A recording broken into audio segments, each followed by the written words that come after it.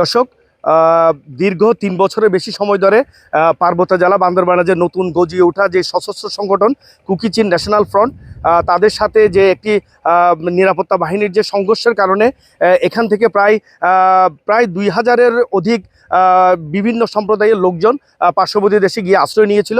তারা এখন পরিস্থিতি স্বাভাবিক হয়, তারা এখন আবার ফিরে এসেছে। আমি এই যে জায়গাটিতে দাঁড়িয়ে রয়েছি, এটি হলো ঠিক মায়ানমার সীমান্তের, আমার পিছনেই মায়ানমার সীমান্ত। এখানে এই যে সুংসুং পাড়ায় আমি রয়েছি, এখানে যে দূর দূরান্ত থেকে তারা যারা বিভিন্ন জায়গায় আশ্রয় নিয়েছিল এবং পার্শ্ববর্তী মিজোরামে যারা আশ্রয় নিয়েছিল তারা এখন এখানে চলে এসেছে। এবং এরকম প্রায় ২০০ পরিবারের প্রায় ৫ শতাধিক নারী পুরুষ তারা এখন বাংলাদেশে তাদের জায়গায় আশ্রয় নিয়েছে। তবে তারা আর্থিক একটি সংকটের কারণে তারা বিভিন্ন সমস্যায় রয়েছে।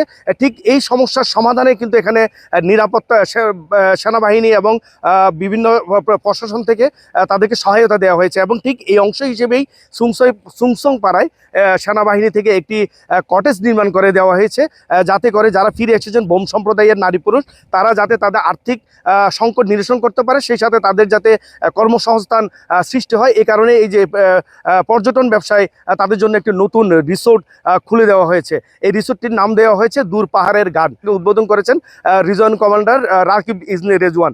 এবং সেই সাথে এখানে বিভিন্ন বোম সম্প্রদায়ের লোকজন এখানে অংশ নিয়েছে এবং তারা যেটি জানিয়েছে যে এলাকার পরিস্থিতি এখন অনেকটাই স্বাভাবিক। এবং সেই সাথে এখানে বগা লেক, কেওকারডং এবং সুংসুংপাড়া এলাকায় পর্যটকদের সমাগমও আগের চেয়ে বেড়েছে।